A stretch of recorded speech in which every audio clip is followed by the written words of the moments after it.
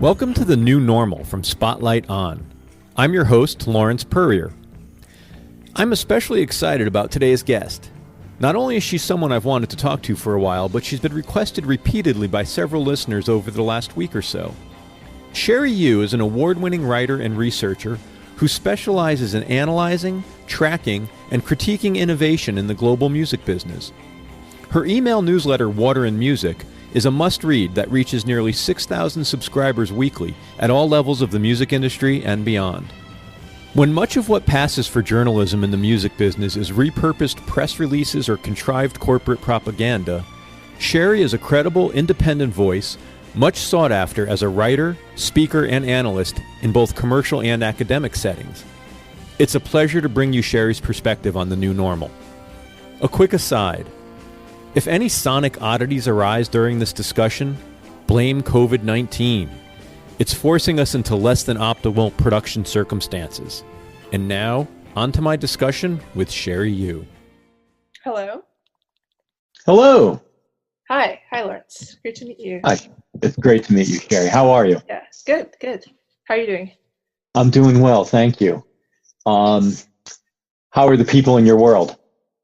They're doing all well, I think. Yeah, thankfully. Yeah.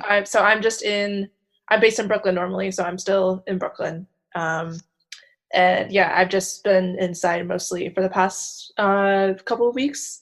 And then my parents were in Westchester, which is actually like one of the I guess epicenters of the outbreak in New York. It was like Manhattan or not actually Manhattan, New York City and Westchester County. And so they have moved to my aunt's place in Maryland. They moved pretty early on, actually, like in early March, and they've just been there ever since. And yeah, they're still doing well, thankfully. Yeah, I guess we're all just hanging on and monitoring the situation. Yeah. So it seems like, you've jumped right in and met the situation with what I perceive to be your normal curiosity and insight. It looks like the first topic you chose to tackle as it relates to the COVID situation is this notion of how work from home and remote working might or might not become a more permanent fixture of the music business.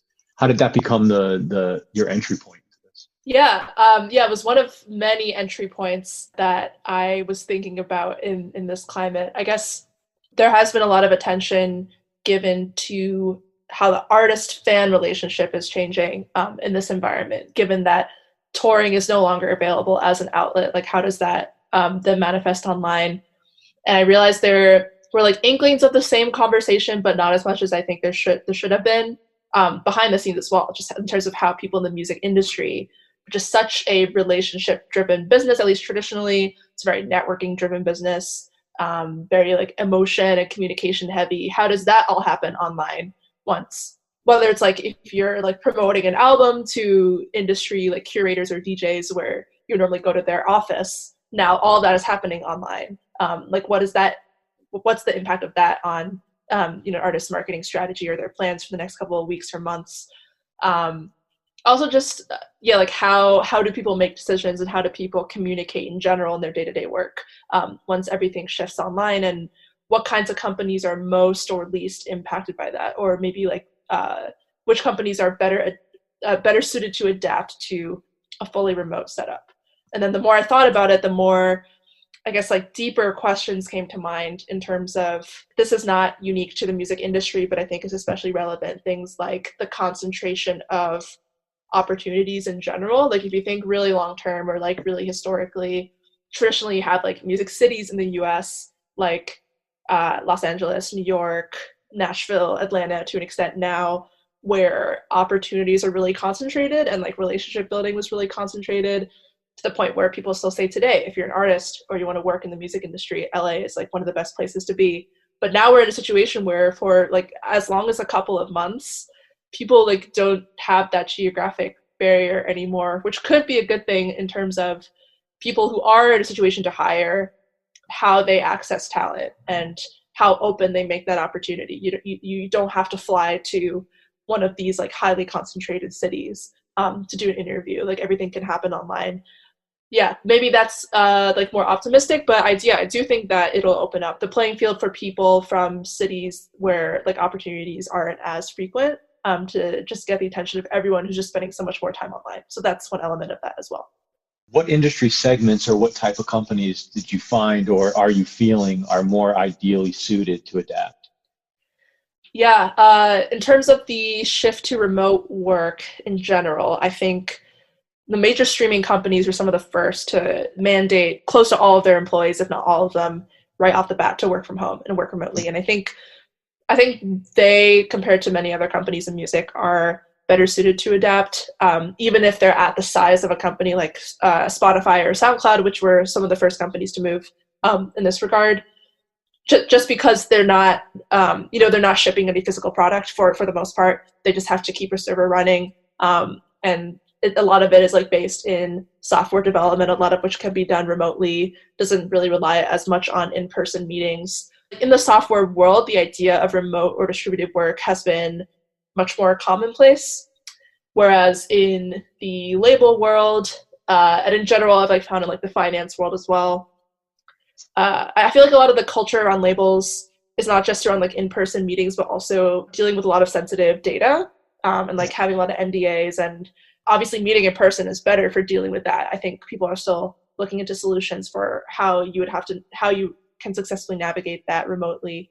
But then also like, and on the recording side, unless you're an artist who is very like streaming heavy and that's your primary source of revenue on the recorded side, you have issues with basically all physical formats, like vinyl manufacturing, CD manufacturing. Those have all slowed down as well. So we're seeing disruptions in those supply chains right now? I think so, or at least it's they've definitely slowed down. I mean, a lot of factories around the world have closed down temporarily, just to avoid lots of people gathering in one single location.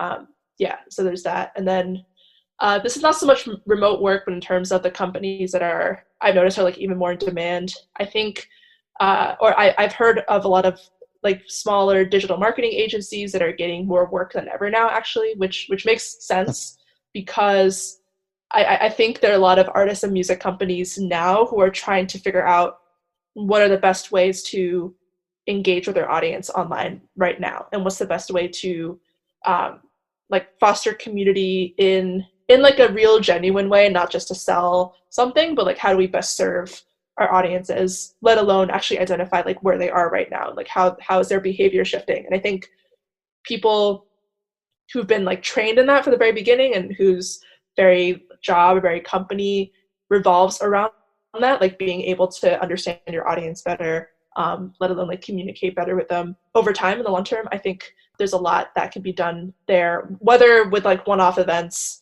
like a lot of these like live streaming concerts that are happening, or just in general, how do you build a stronger brand online? There are a lot of agencies that already specialize in that I think are getting a lot more work now. Is some of the ability to adapt better, you mentioned streaming companies, software companies in general, digital agencies, how much of that has to do with sort of a digital native workforce to begin with? Oh, I think it plays a really big role. Yeah. In terms of, especially if you're going to work remotely, like being familiar with certain kinds of software that have only come out within the past like 5, at most like 6, 7 years, for sure. People who are much quicker to learn like newer kinds of software will adapt a lot more quickly. To go like specifically to artists and like album rollout strategies, a lot of which have kind of been modified or like postponed basically indefinitely because of the situation. I find that a lot of the artists impacted, a lot of the companies impacted are the ones that rely on more traditional promotion channels. So like terrestrial radio, as an example. Yeah, like that kind of, as I was alluding to before, it relies a lot on like face-to-face meetings. Like some artists will do entire tours, just visiting different radio stations. That is just impossible to do as well. And is also very like legacy, not very digital native format at all.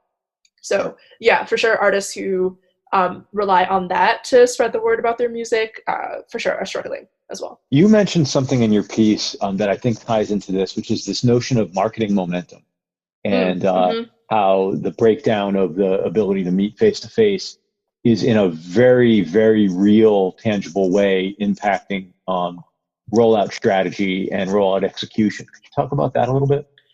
Yeah, for sure. I guess just to like zoom out, I'm just thinking about like every conversation, I guess more with a journalistic hat on, that I have with artists who like want to pitch their music, or like managers, labels want to pitch their music. There's always the way that people like talk about upcoming releases and the way that they do the really hard work of like planning how that release happens. It's you want to create a sense of momentum and a sense that this artist is emerging and about to break. The way I heard it once from someone working on the sync licensing side is that like everyone wants to get on a moving bus. And in general, I feel like in society to an extent that is true, but especially in music, we're like emerging talent and being the first to invest in and work with emerging talent. That's like so much of the currency in, at least in like the mainstream industry and like certain other like smaller scenes as well. And so, but actually I think people are realizing that building up that sense of the moving bus and building up that sense of momentum does take like months and months of planning and months of like reaching out to people and scheduling these in-person meetings, even with I think I mentioned, like streaming curators is really interesting to me, that the way that like playlist promotion with, say, a Spotify curator looks very similar to terrestrial radio, in that like the artists are going to the Spotify offices and meeting with the editors. And that's a lot of the work that goes on, even on the streaming side, which is supposedly more digital native as far as marketing is concerned. So yeah, and I've talked in the last week or so with a lot of artists in particular who like haven't even released anything yet, and they're about to release their first album, or they just scheduled a lot of co-writing sessions with songwriters. That's actually a specific area of like the creative side of music that revolves so much around this culture of like gathering in person in a studio and seeing and like manifesting some kind of magic, right? Like when everyone's in person, work there in person together, bringing something to life. That still is very much a culture around songwriting and even around producing to an extent that just isn't possible anymore. And so I've heard some stories of like songwriters now holding sessions over Zoom, which is kind of interesting because that is like one of the only alternatives in the situation. But for sure, the dynamic is very different. And so, I think about that as well. It's not just thinking about the artists who have to, like the Lady Gagas of the world, who now have to postpone their album releases. It's like the talent that's like just starting out. What do you do in that situation if you've just started to take label meetings, you've just scheduled co-writing sessions that are now not happening anymore?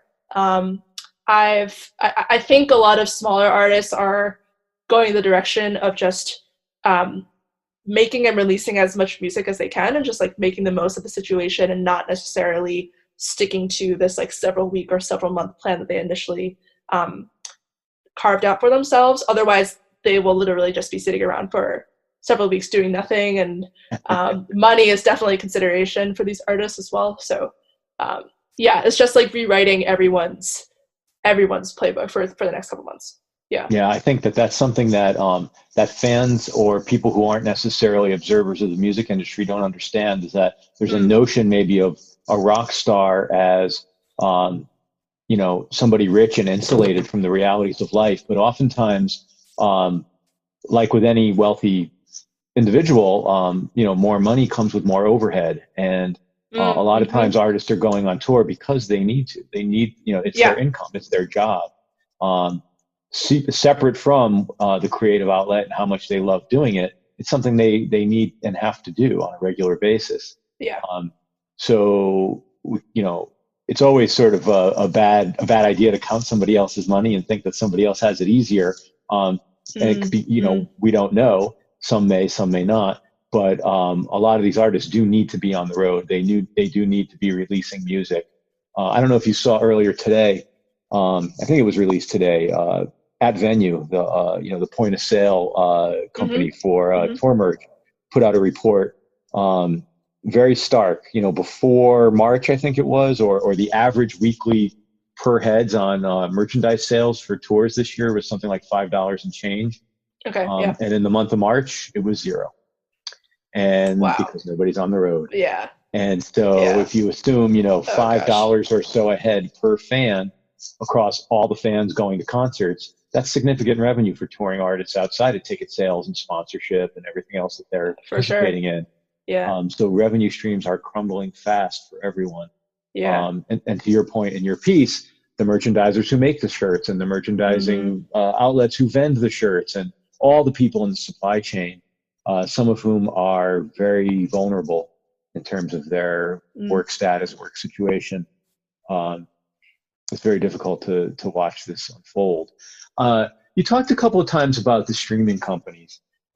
Have you seen much in the discussion or news over the last few days about this notion that streaming numbers seem to be down? Yeah. Over the month of March. What? Any thoughts or insight into that? What are you seeing and hearing? Yeah, I have so many thoughts on that. And yes, I've heard this from multiple sources, both on like the macro financial analysis side and also from like individual artists and labels. A lot of them are seeing streaming going down, at least like over the past couple of weeks. Yeah. Spotify actually published a post on their blog that understandably didn't release any numbers, but gave some more context on what kinds of content actually was going up. So I guess to backtrack a little bit, just to say some reasons why I think streaming has gone down. I think maybe what some people knew, but not many people realized, most people didn't realize, is that the access model, so like the subscription model popularized by Spotify and then across other services as well, also kind of inadvertently became like a background soundtrack kind of model, at least in the way that Spotify like markets its own service. It's like music for every mood, music for every moment. I think a lot of, especially in the past couple of years, a lot of the marketing assumes a constantly on the go lifestyle. So like people are listening to the likes of Spotify like on their commute to work. They're listening to it at work to focus in like a specific office setting. They're listening to it in the gym while working out, or just in general in the background of other things. And all those parts of that like everyday on the go routine are just not happening right now. And podcast listening, I think in the aggregate, is also down for this reason, because a lot of people listen to podcasts on the go, especially in the car, on the commute in general. So so those outlets are just totally wiped out, and so people aren't listening to music in those specific contexts. That said, one hypothesis I had that Spotify confirmed, at least in their own blog posts, is that a lot of people would listen to like more calming or chill music at home, either to like calm their own nerves or just to like create the right environment, like while they're working from home. And so I think Spotify said like a lot of their chill playlists, which are very mood driven, like the definition of like functional music, that's increased over time. News podcasts specifically have gone up recently, which totally makes sense. I think people are just in a mindset of like, what's going to happen tomorrow? Like, what's the latest update? Because so much can change in a matter of days. And so it makes sense that that is up. And then beyond music, while audio streaming is down, TV and film streaming and gaming, I think both of those channels have gone up quite a bit.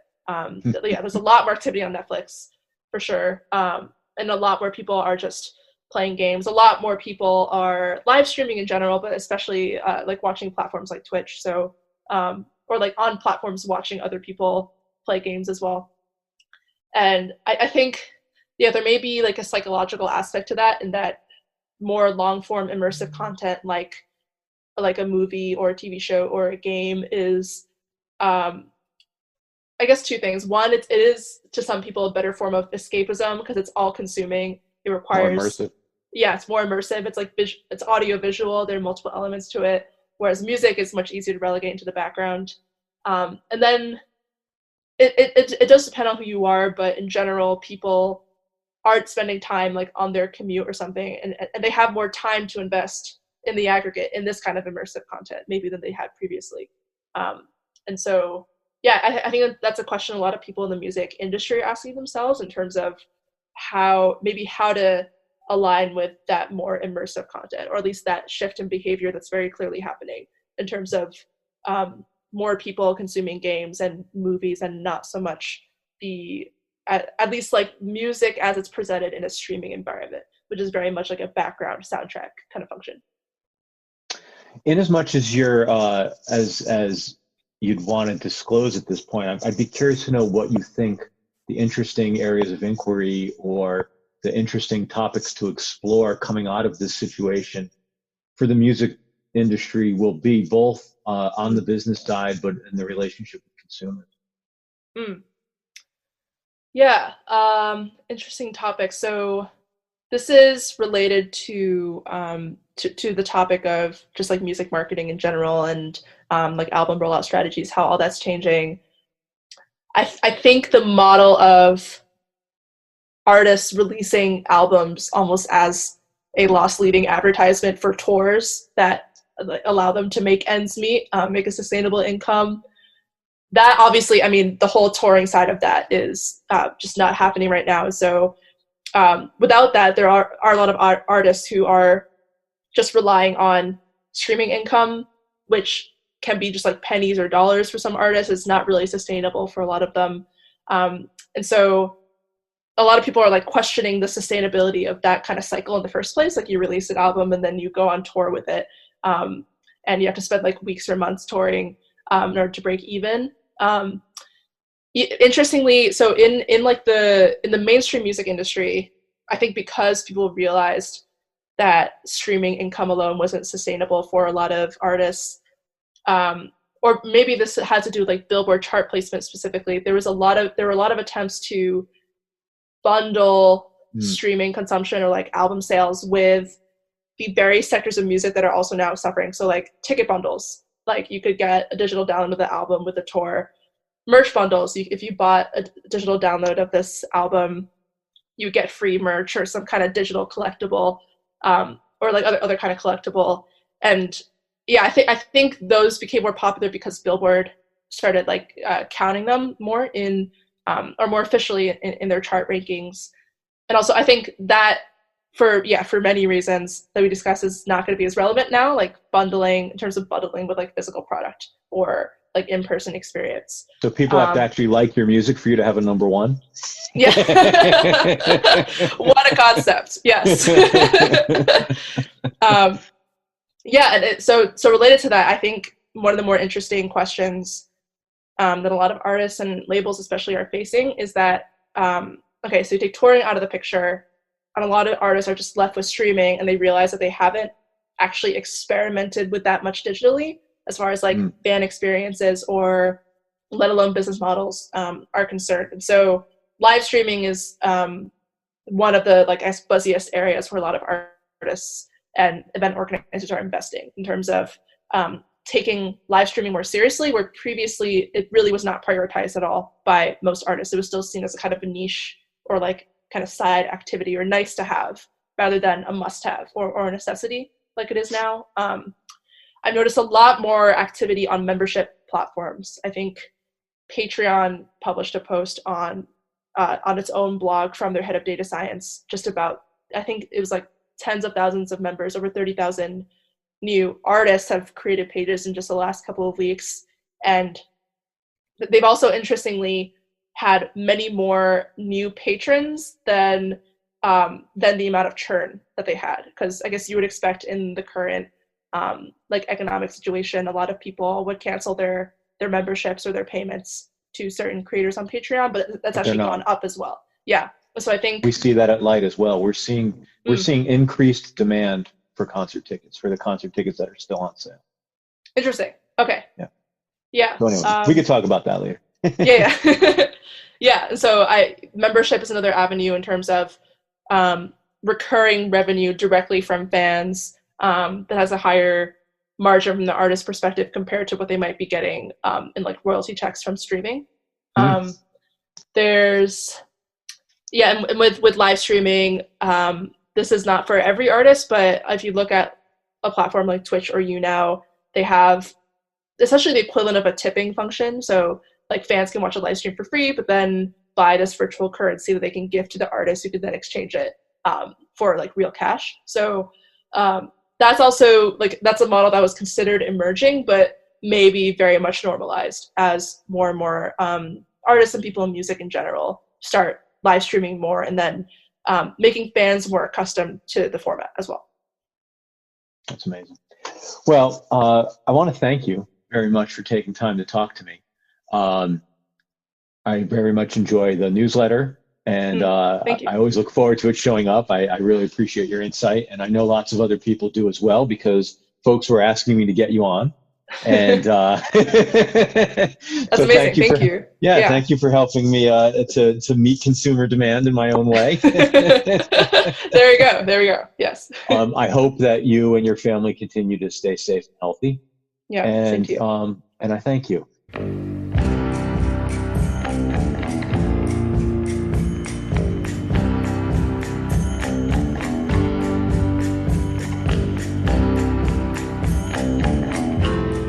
Thank you so much to Cherie Hu. Thank you also to our editor, Craig Snyder. And thanks to Aunt Taylor and the entire team at Light. If you would like to subscribe to Cherie's newsletter or access her exclusive Patreon content, visit cheriehu.com. You'll find the link in the episode notes. If you'd like to share your experience living in the new normal, hit me up at lawrence@lyte.com.